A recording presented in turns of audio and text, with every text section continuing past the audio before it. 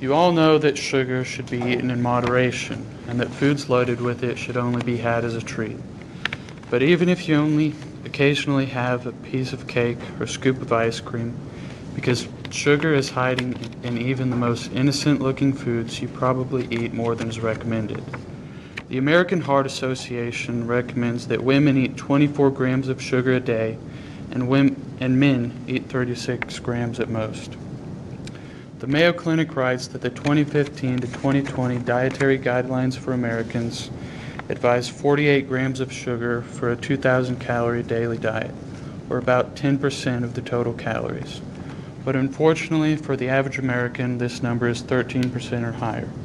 So today I'll talk to you about the prevalence of sugar in our diets, how it affects our health, and how you can work to eat less of it. First, we'll talk about how many foods contain sugar. And it's important that we distinguish between natural and added sugars. Fruits, vegetables, and certain dairy products, besides providing essential nutrients, all contain sugar. And Harvard Medical School writes that because these sugars are digested slowly, they provide a lasting and steady source of energy.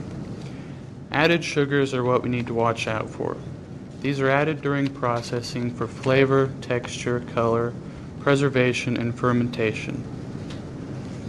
They are stripped of all nutrients and are dense in calories, and because they are digested quickly, they lead to a spike in energy followed by a crash and a feeling of sluggishness, which makes us want to eat more sugar. Since most of our diets are filled with processed foods, we consume too much sugar, which is in not only the familiar culprits like pop, cereal, cake, and ice cream, but in almost every food. 1 tablespoon of ketchup contains 4 grams of sugar, a half a cup of marinara sauce contains 12 grams, and a 6-ounce container of the average fruit-flavored yogurt contains 25 grams. And there is even sugar in products like soups and prepackaged meats. So when we realize how much sugar is in our diet, it's easy to see why we eat too much.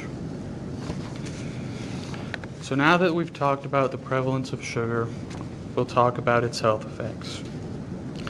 You probably already know that sugar isn't good for you, but might be unaware just how bad it is.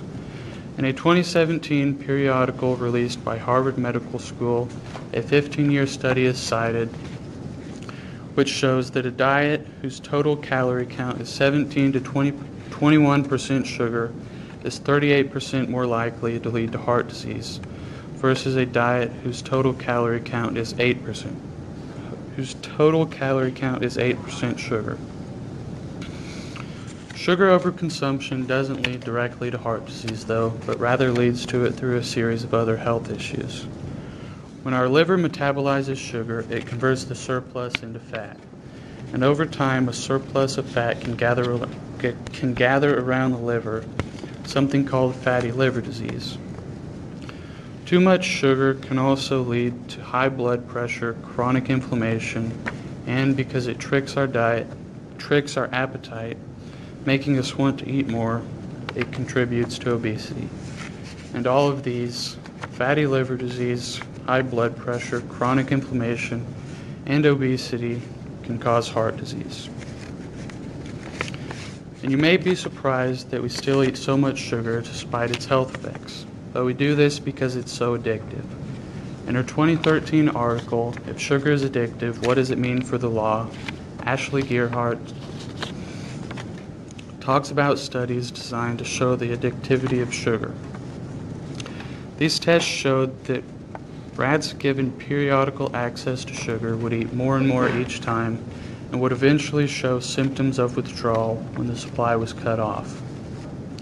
They would choose sugar over drugs like cocaine, even if they were already addicted to cocaine, and they would eat sugar even if it meant receiving an electric shock. And these tests have even been done on humans. Scans show that the same areas in the brain light up when sugar is ingested as when addictive drugs are ingested. and that both lead to a weakening in the brain of areas associated with reward and control. Now that we've talked about the health issues associated with too much sugar, we'll talk about how you can cut it out of your diet. But before you can cut sugar out of your diet, you have to be able to recognize it, which is why it's important to look at ingredients lists before buying food, which is what the Mayo Clinic recommends, and especially watching out for ingredients ending in "-ose", as this indicates sugar.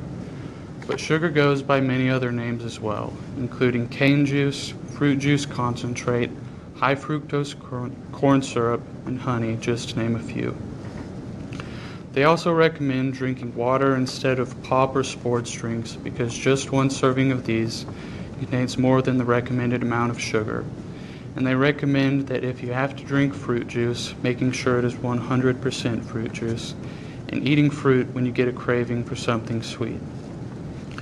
But it's important that when you're trying to cut sugar out of your diet, you don't go too fast, because you may end up swapping it for things like white rice, white bread, and foods high in saturated fat and sodium, which can all lead to the same health issues.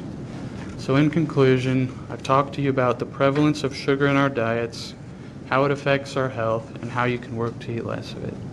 I hope this will motivate you to eat less sugar and live a healthier life. Thank you.